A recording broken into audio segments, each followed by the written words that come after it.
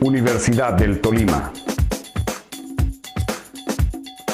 Facultad de Ciencias de la Educación. Educación con pertinencia, calidad y compromiso social.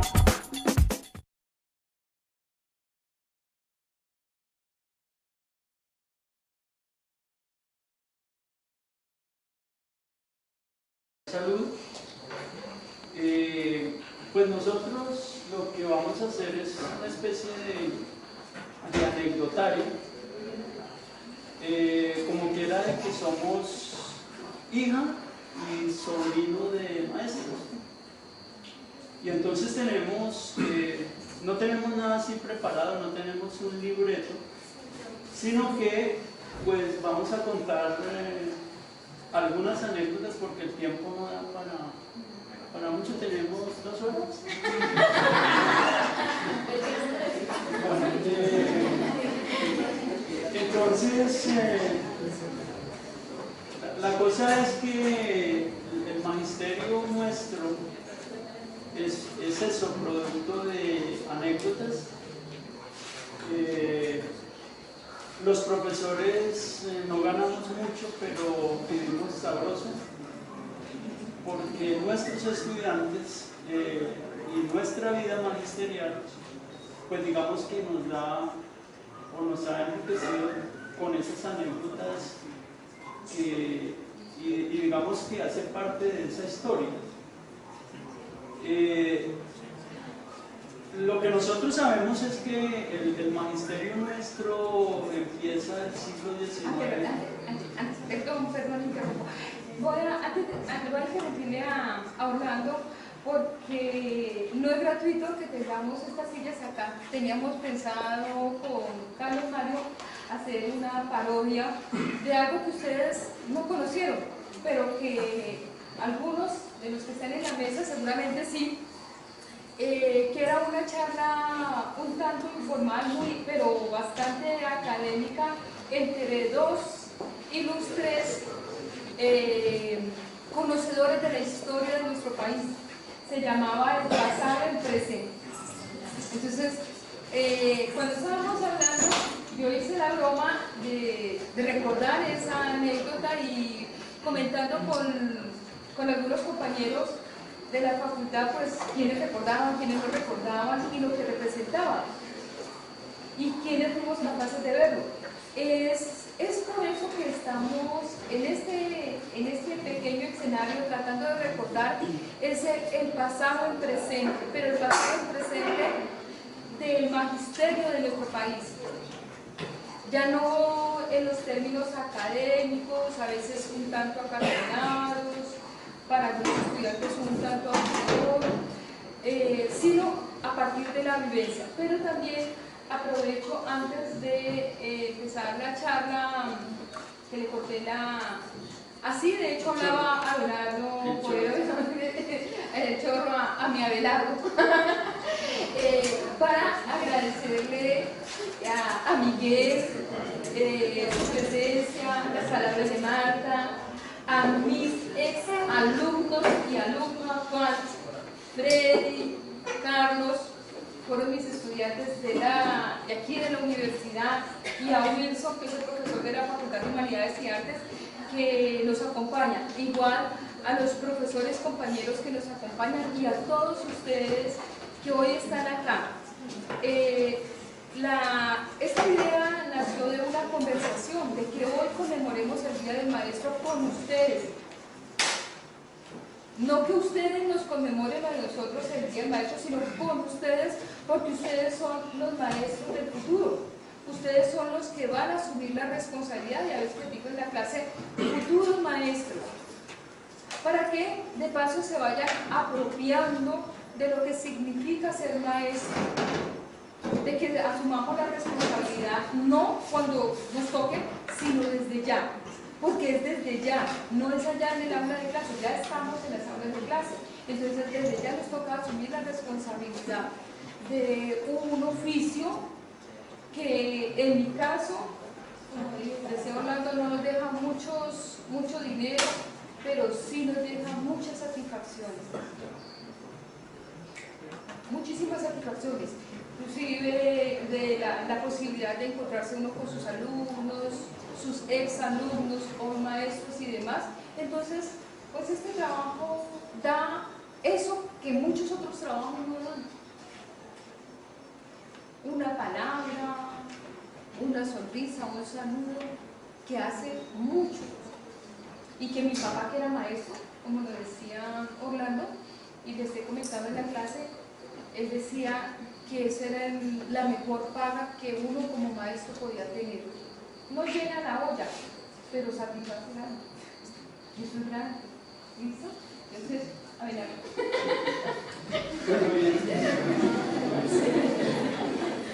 tal vez ustedes saben, la educación en Colombia, digamos en sus inicios, era el dominio de la iglesia. Era un dominio netamente religioso. No nos vamos a extender hacia atrás. Se termina el siglo XIX, empieza el siglo XX, y era una educación determinada por la iglesia católica, con un dominio de esa ideología católica, lógicamente. Y entonces, bajo esas circunstancias, el magisterio tenía esa condición. Fundamentalmente, quienes más desarrollaban ese trabajo magisterial eran las damas. Y a principios del siglo XX aparece un documento en el cual se le estipula a las damas cómo deben desarrollar ese trabajo magisterial. Pues lógicamente eran épocas en las cuales la sociedad, ¿se le puede determinar así? Yo creo que sí. Era mucho más del campo. ¿Sí? Los dueños de fincas sí eran citadinos, que eran muy pocos, pero la mayoría de población era en el campo. Entonces, lógicamente que las profesoras fundamentalmente tenían que cumplir esas funciones en el campo, pero tenían unas reglas específicas. Una primera, debía ser soltera. Señorita, no señorita. Bueno, averiguar Se pedía que fuera señorita. No, pero determinar si era señorita era complicado, pero por lo menos que fuera soltera. Sí, que fuera soltera. Segundo, no podía enamorarse de ninguno de la comunidad, y lógicamente mucho menos del señor que la contrataba, pues porque podía existir dos particularidades: una, que el señor dueño de finca sector la contratara, o que hubiese también la posibilidad de que el gobierno, en ese caso municipio, departamento, la contratara. Sea lo uno o lo otro, debía cumplir esos requisitos. Tercero, debía quedarse en el sitio en el cual estaba trabajando, y debía ocupar el sitio específico en el cual la comunidad le determinaba, y no podía salir ahí hasta tanto no se terminara un proceso educativo, llamémoslo así, un periodo. Eran épocas en las cuales se estudiaba de febrero a julio y de agosto a noviembre, y entonces solamente en esos periodos era que ella podía salir a vacaciones. En ese lapso de tiempo ella no podía resultar embarazada. En ese lapso de tiempo ella no podía salir a donde sus familiares. Entonces, digamos que era una situación supremamente compleja, supremamente difícil para él. La paga era fundamentalmente en especie, pero no en la que ustedes están pensando, sino fundamentalmente la comunidad. Además, haciendo un paréntesis, el maestro era uno de los adalides de la comunidad.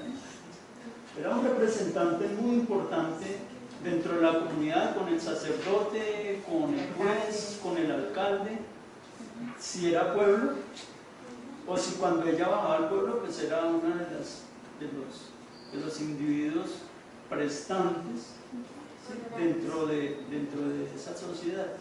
Pero el problema fundamental. Pero además de la condición de la maestra del que están hablando, es cómo se viste. También se le imponían reglas del vestido. Y pues en el caso, como vengo hoy vestida yo, no sería el estilo más adecuado de venir a dictar clases, porque uno no podía exponer los hombros. Las mujeres no podían exponer los hombros, insinuar absolutamente nada. Eran asexuadas, tenían que ser asexuadas. Y de lo que dice Octavio, que si la maestra resultaba embarazada, la que pierde el empleo es ella, no él. La que queda en su moral, su estima, su respeto, es la mujer. Y ella pierde el empleo, tiene que irse del pueblo, tiene que desaparecer porque es un mal ejemplo. Entonces, sí, era muy respetada, significaba mucho, pero mira que de lo que habla Orlando, todas esas restricciones, casi todas esas restricciones iban para las mujeres, por supuesto. A los hombres también, en esa pedagogía católica de comienzos del siglo pasado, que hay un decreto que establece cómo era, los hombres también tenían que tener unas condiciones. Tenían que tener un recato. También, claro. Claro, no se le podía ver bebiendo en un sitio público, porque él era ejemplo. Es decir, los maestros en aquella época eran el ejemplo. Además había digamos que como que bien fundamentado el título de caballero, ¿sí?, el título de caballero. Pero como no nos podemos quedar, sí, tenemos que avanzar, si tengamos nosotros. Digamos que eran periodos en los cuales no había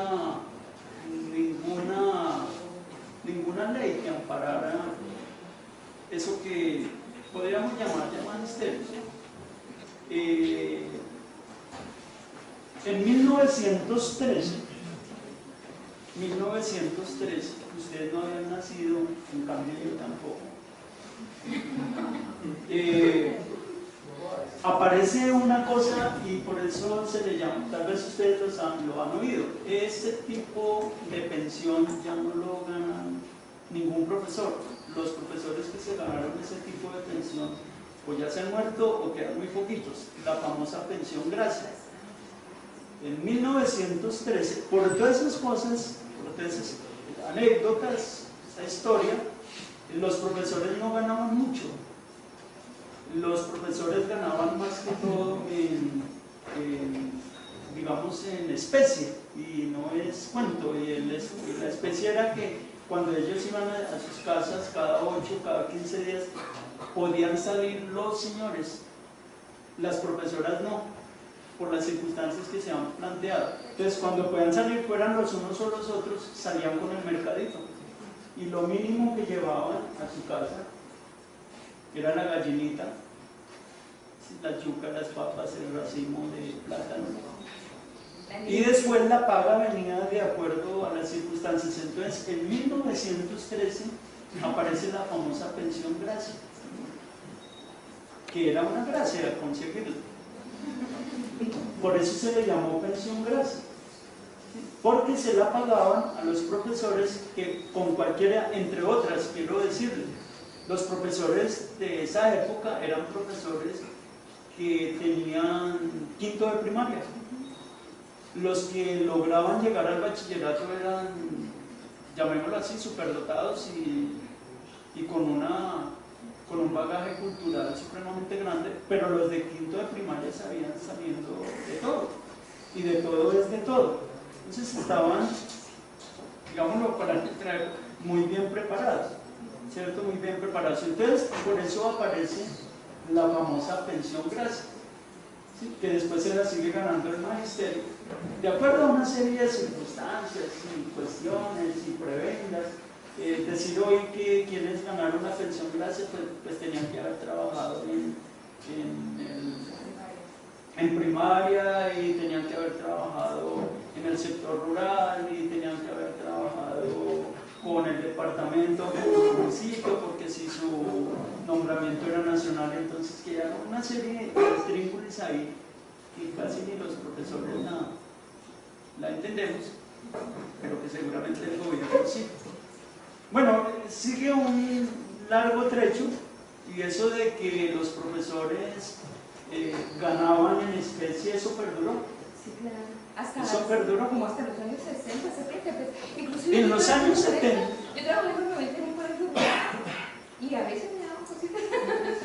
A veces me daban, los estudiantes me llevaban. En los años 70 aparece ya la primera formación sindical, precisamente por eso, pero hasta los años 70, la década de los 70, que es más o menos la época hasta cuando trabajaron mis tías, todavía vive y persiste una de ellas,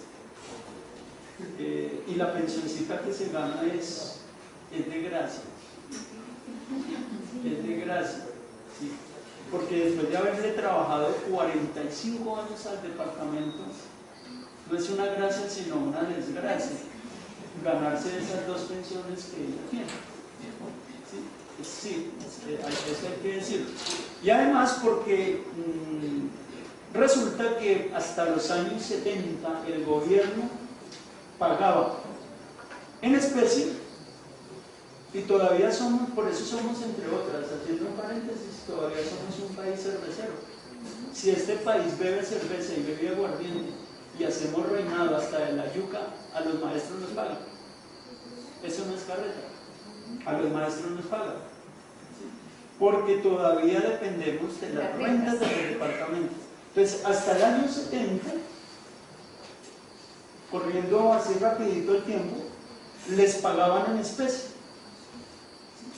Les pagaban más o menos de acuerdo, entre otras porque no había un escalafón, ¿sí? No había un escalafón. Les pagaban de acuerdo si trabajaban en primaria o si trabajaban en secundaria.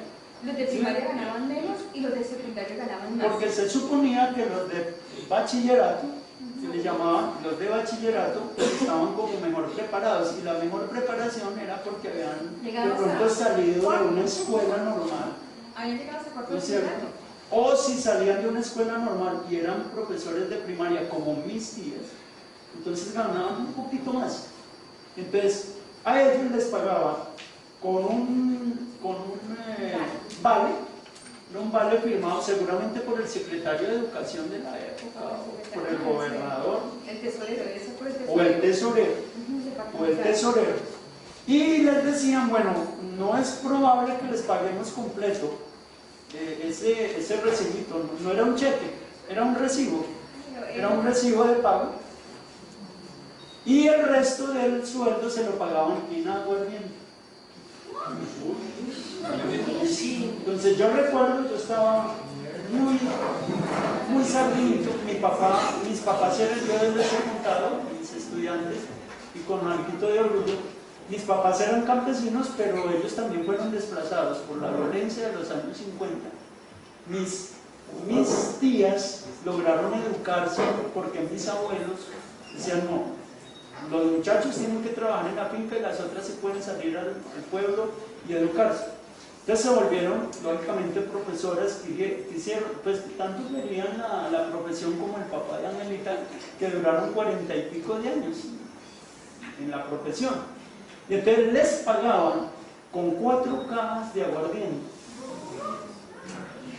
4 cajas de aguardiente, ¿sí? Y de ahí para abajo, dependiendo, repito, no estaban escalafonados, sino de acuerdo a lo que ganaban, entonces les daban 3, algunos les daban más, 5, 6. Entonces, por supuesto que había profesores que se enhuesaban con eso. ¿Qué tenían que hacer? Pues ir y venderla al mejor postor, ¿cierto? En el caso particular que he contado, mis tías, o mi tía la más cercana, ella pues acudía a mi papá por el negocio que tenía mi papá. Y entonces, mi papá le decía, oiga, pero es que yo lo que tengo es una panadería y una tienda y yo no puedo vender tanto aguardiente. Pues entonces hagamos una cosa, vayamos como miti,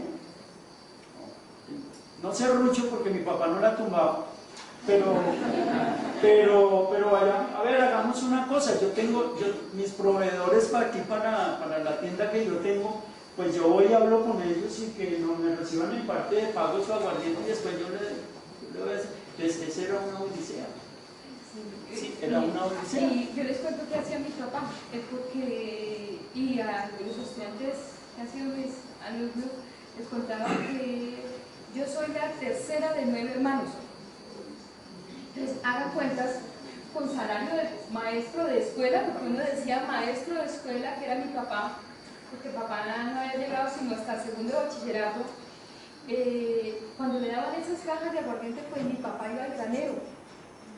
Y no había supermercados, nada de esas facilidades que tienen ustedes hoy de la modernidad líquida, de la que habla Bauman.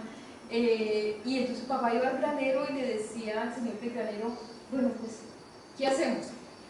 Entonces el señor intercambiaba, pero le decía, pero necesito algo de dinero para ir a comprar la yuca, la papa, porque en el granero se compraba arroz, aceite, frijoles, arvejas, lentejas, y entonces el señor le daba alguito, pero le decía, ay, pero profesor, ¿cómo hacemos? Bueno, pues deme algo. Pero deme algo era que ahí sí lo tumbaba, porque le decía, yo tengo que ganar. Y el deme algo era alguito para comprar las otras cosas que él no vendía en el granero. Pero era que a los maestros les pagaban cada 4 meses un mes, cada 6 meses un mes. Y piensan ustedes con todo ese poconón de píos pidiendo comida. Entonces, pues algunos de ustedes dirán que tan chévere, todo el poco de aguardiente. Pues no era tan chévere. No era tan chévere porque si el papá era bebedor, pues dejaba a los hijos sin alimento. Pero en el caso de mi papá, y yo le comentaba hablando y a los estudiantes, vean, papá, yo necesito tal cosa, y él decía, hágame una lista. Entonces todas nosotras escribíamos cosas, esto, tráigame esto, y él se iba. Papá, ¿y qué pasó? Ay, mija, se me perdió la lista. Siempre se le perdía la lista a mi papá. Y entonces, hace unos años, relativamente pocos, antes de morir, hablábamos con él y él decía, mijas, pero era que yo tenía que decir eso, porque me daba mucho dolor tener que decirles a ustedes que yo no tenía con qué. Él nunca decía no, nunca nos dijo no. Nosotros tuvimos la fortuna de decir un papá que siempre nos dijo que sí, y nosotros éramos dichosos. Porque, bueno papá, entonces mañana, y él decía sí, y al otro día la misma historia. Hasta que un día decía, nosotros decíamos, papá, entonces cuando le paguen, y él decía, bueno, cuando me paguen. Cuando le paguen, era el día que comíamos carne en la casa. Era el único día. Nosotros sabíamos que mi papá le pagaba porque él llevaba tocino, carne, costilla, y que duraba 8 días. Que duraba 8 días, y de ahí por el resto del mes. Bueno, entonces digamos que esa fue las afugias. Reitero, hoy todavía, hoy nos están pagando un crédito, porque este pueblo es cervecero, este pueblo es fiestero. Aquí nosotros le hacemos folclor a todo. Aquí el niñito recién nacido le hacemos fiesta, el muchachito no sabe qué está sucediendo, pero compramos 4 petacas de cerveza. La historia es que por todas esas pullas, eso hay muchas anécdotas. Uno se pone a hablar con los profesores, maestros nuestros viejos, más viejos que nosotros, y hay muchas anécdotas. La historia es que en los años 70, entonces, el magisterio colombiano comienza a organizarse. Ya aparecen los primeros digamos, elementos para los sindicatos del magisterio. Por ejemplo, en el Tolima, uno de los más antiguos ya desapareció porque hoy conformamos es un sindicato único de trabajadores, pero por ejemplo, para los años 70 aparece en el Tolima, por ejemplo, Amapentor, que comienza a aglutinar a los profesores, Asociación de Maestros del Tolima. Bueno, aparecen sindicatos para primaria, aparecen sindicatos para secundaria, y para los años 70 entonces digamos que comienzan a generarse las principales luchas del magisterio colombiano. Yo recuerdo en los años 70, 1976, yo todavía era estudiante de bachillerato, pero a nosotros nos sacaban. En esa época, ¿quién decía miedo? Hoy no nos da miedo sacar a nuestros estudiantes. Los profesores nos sacaban y yo recuerdo que fueron luchas tremendas. Por ejemplo, en 1976, con el gobierno de Alfonso López, Michelsen, fue un paro nacional de 4 meses, en donde las mismas circunstancias, los profesores seguramente que aguantaron hambre, porque fueron luchas muy frontales, precisamente por la confrontación que había con los regímenes. Igual a los profesores se les pagaba cuando el gobierno bien quería, no había todavía un escalafón, pero cuando aparece la FECO, de la Federación Colombiana de Educadores, entonces que se determina las principales leyes, que yo no las voy a citar acá porque son muchísimas y no vamos a parar en eso, sino es decir que ahí el magisterio colombiano comienza a organizarse y como que comenzamos a ponernos en el sitial que nos merecemos y que nos merecíamos, ¿cierto?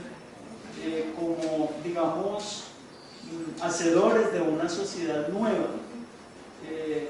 De igual manera las cosas no eran tan fáciles. No, para nada. Es decir, digamos, como ya nos toca ir aportando, ya las 2 horas están terminando, finalizando la década del 70 aparece el estatuto docente, que se establece el escalafón docente, que duró hasta hace relativamente poco, 14 categorías. Los maestros tuvieron la posibilidad de reclasificarse, los maestros de la escuela, como se decía antes, dejaron de ser los maestros de escuela porque se escalafonaron y el gobierno promovió de manera significativa que los maestros que tenían tercero, cuarto, primero bachillerato, que se decía en aquella época, cuarto bachillerato, terminaran e hiciesen la normal. Ellos la hacían en periodos de vacaciones. En cada periodo de vacaciones, y eso le tocó a mi papá, cada periodo de vacaciones era un grado. Les tocaba estudiar de junio a julio, mientras se iniciaban las clases, todo al lunes siguiente a estudiar se dijo. Y con eso mejoraron sus estudios y mejoraron también el escalafón. Y de paso se fortalecieron las facultades de educación.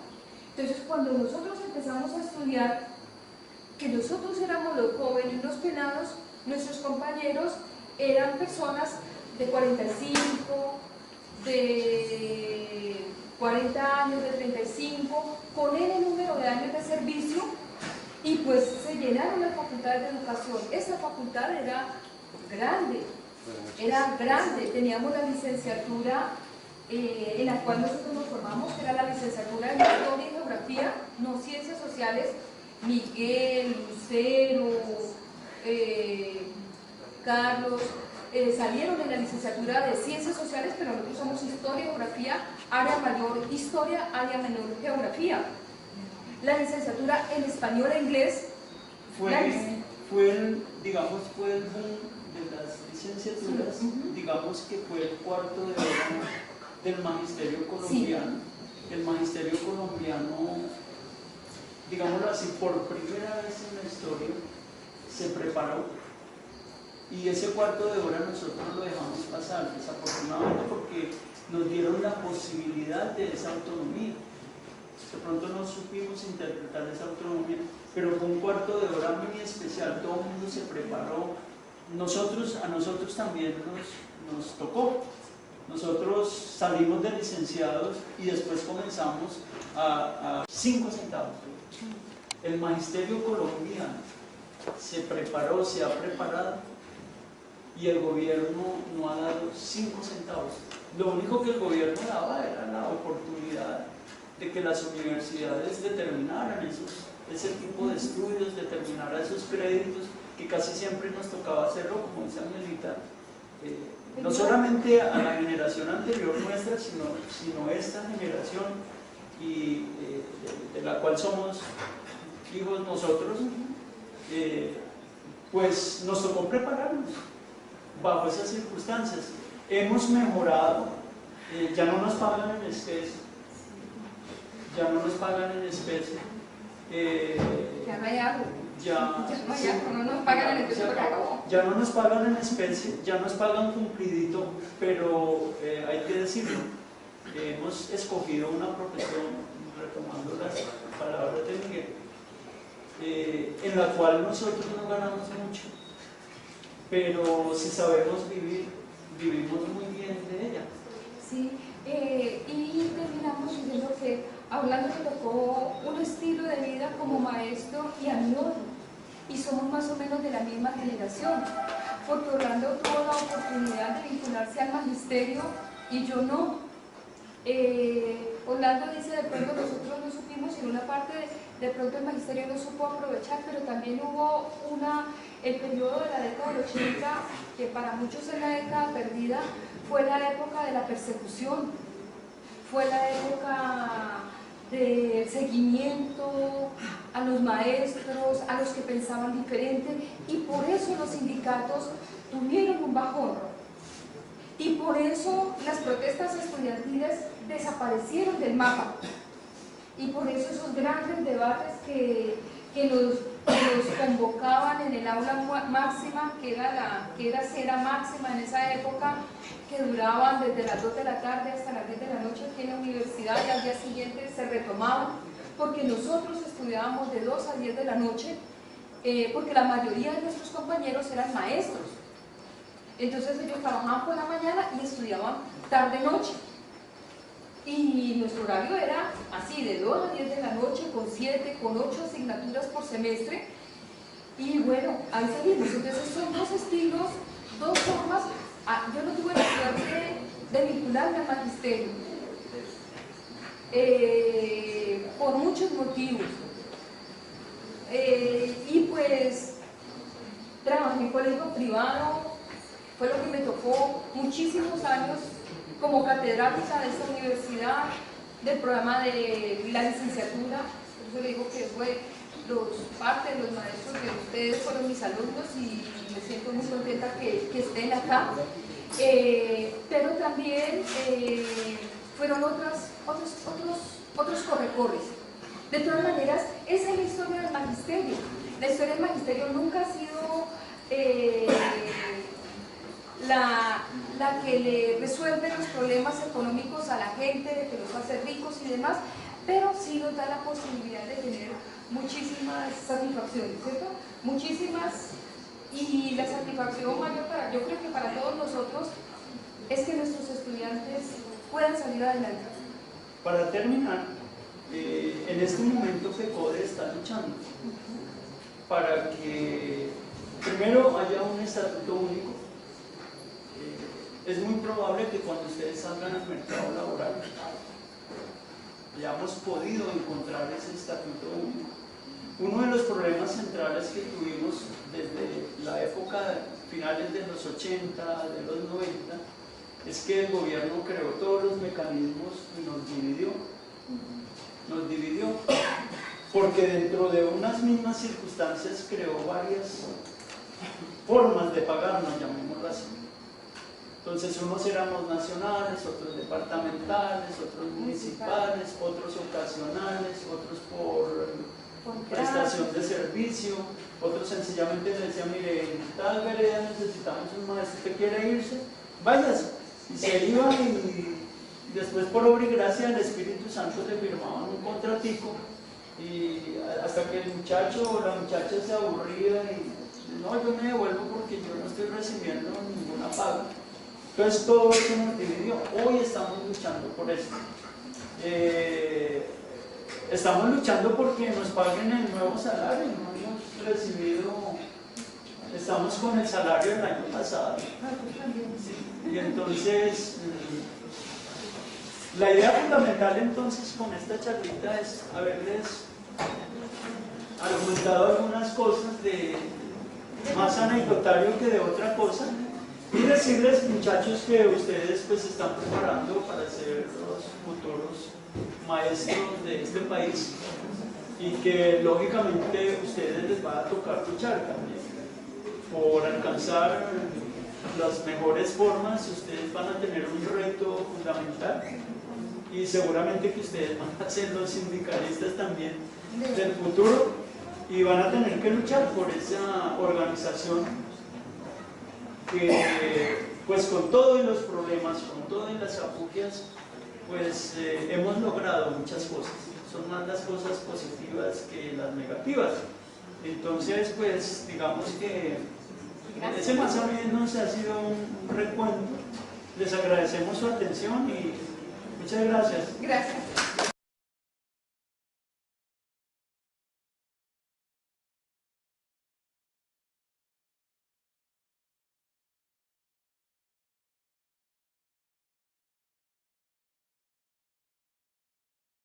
Lo que vamos a hacer es una especie de anecdotario,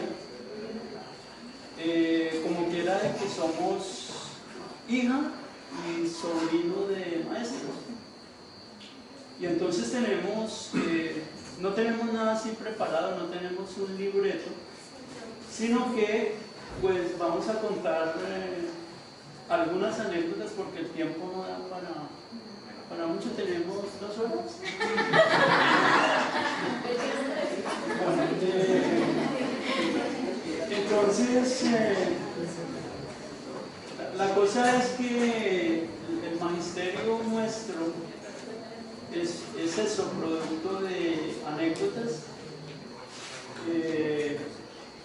Los profesores no ganamos mucho, pero vivimos sabroso, porque nuestros estudiantes y nuestra vida magisterial, pues digamos que nos da o nos ha enriquecido con esas anécdotas y digamos que hace parte de esa historia. Lo que nosotros sabemos es que el magisterio nuestro empieza el siglo XIX. Perdón, interrumpo.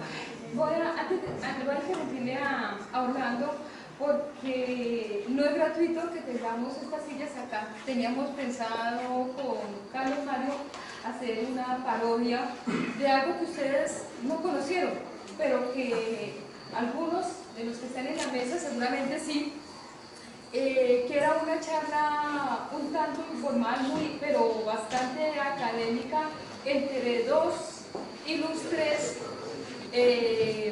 conocedores de la historia de nuestro país. Se llamaba El pasado, el presente. Entonces, cuando estábamos hablando, yo hice la broma de recordar esa anécdota y comentando con algunos compañeros de la facultad, pues, quienes recordaban.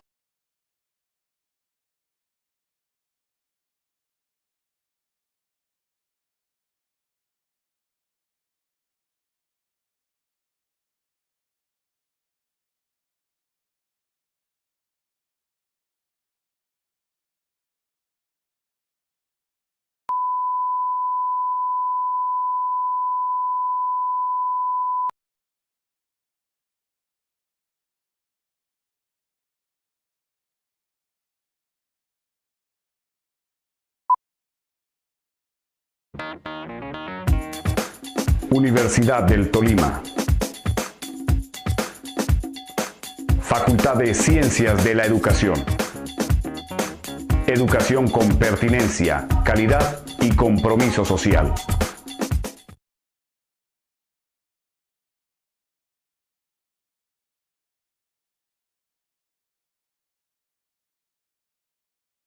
Salud. Pues nosotros... Quienes lo recordaban y lo que representaban. Y quienes fuimos capaces de verlo. Es por eso que estamos en este pequeño escenario tratando de recordar el pasado en presente, pero el pasado en presente del magisterio de nuestro país.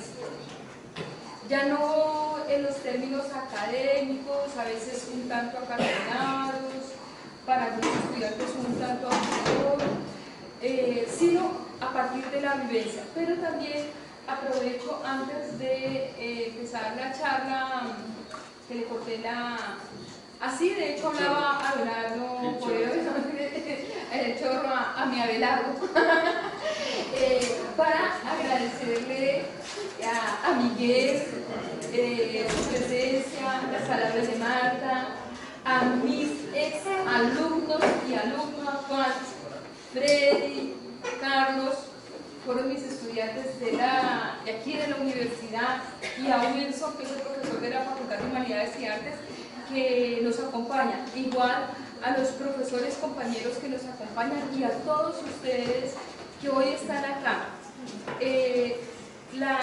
Esta idea nació de una conversación, de que hoy conmemoremos el Día del Maestro con ustedes. No que ustedes nos conmemoren a nosotros el Día del Maestro, sino con ustedes, porque ustedes son los maestros del futuro. Ustedes son los que van a asumir la responsabilidad, y a veces digo en la clase, futuros maestros, para que de paso se vayan apropiando de lo que significa ser maestro, de que asumamos la responsabilidad no cuando nos toque, sino desde ya, porque es desde ya, no es allá en el aula de clase, ya estamos en las aulas de clase.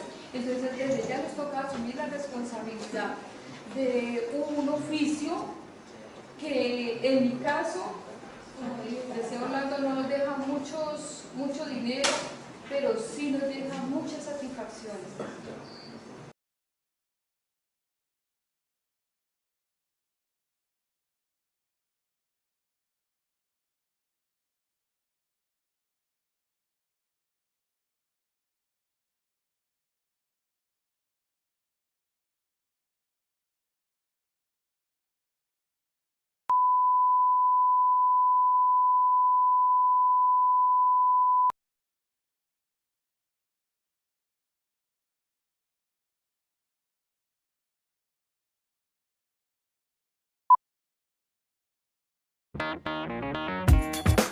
Universidad del Tolima. Facultad de Ciencias de la Educación. Educación con pertinencia, calidad y compromiso social.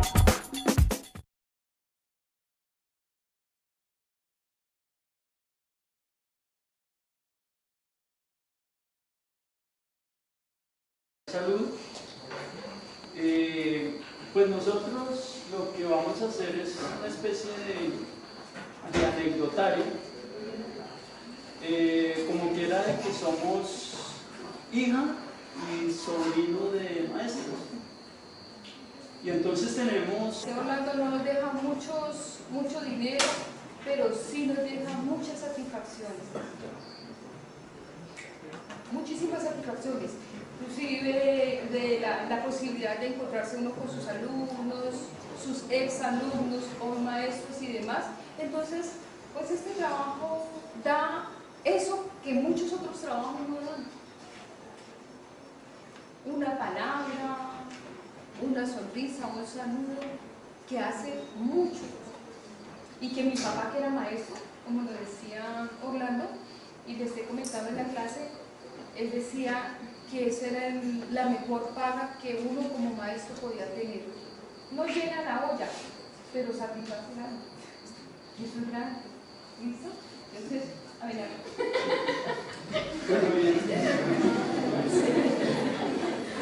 tal vez ustedes saben, la educación en Colombia, digamos en sus inicios,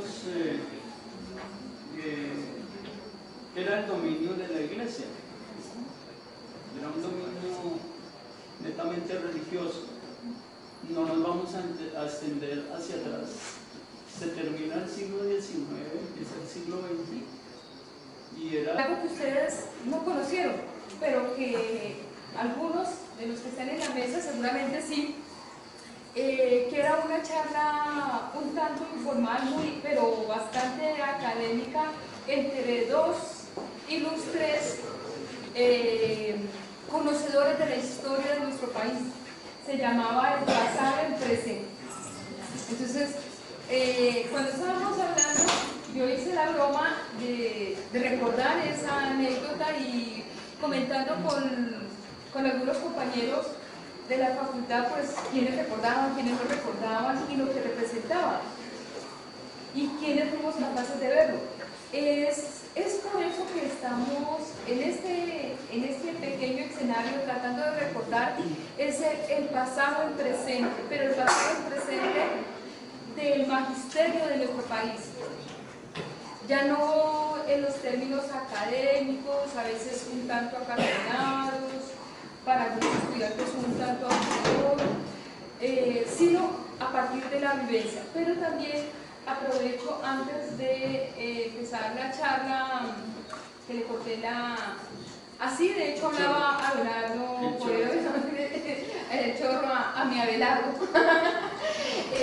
para agradecerle a Miguel su presencia, las palabras de Marta, a mis ex alumnos y alumnas, Juan, Freddy, Carlos, fueron mis estudiantes de aquí de la universidad, y a Wilson, que es el profesor de la Facultad de Humanidades y Artes, que nos acompaña, igual a los profesores compañeros que nos acompañan y a todos ustedes que hoy están acá. Esta idea nació de una conversación, de que hoy conmemoremos el Día del Maestro con ustedes. No que ustedes nos conmemoren a nosotros el Día del Maestro, sino con ustedes, porque ustedes son los maestros del futuro. Ustedes son los que van a asumir la responsabilidad, y a veces les digo en la clase, futuros maestros, para que de paso se vayan apropiando de lo que significa ser maestro, de que asumamos la responsabilidad no cuando nos toque, sino desde ya, porque es desde ya, no es allá en el aula de clase, ya estamos en las aulas de clase. Entonces desde ya nos toca asumir la responsabilidad de un oficio que en mi caso no tenemos nada así preparado, no tenemos un libreto, sino que pues vamos a contar algunas anécdotas, porque el tiempo no da para mucho. Tenemos 2 horas. Bueno, entonces la cosa es que el magisterio nuestro es eso, producto de anécdotas. Los profesores no ganamos mucho, pero vivimos sabroso, porque nuestros estudiantes y nuestra vida magisterial, pues digamos que nos da o nos ha enriquecido con esas anécdotas y digamos que hace parte de esa historia. Lo que nosotros sabemos es que el magisterio nuestro empieza el siglo XIX. Perdón, interrumpo. Voy a interrumpirle a Orlando, porque no es gratuito que tengamos estas sillas acá. Teníamos pensado con Carlos Mario hacer una parodia de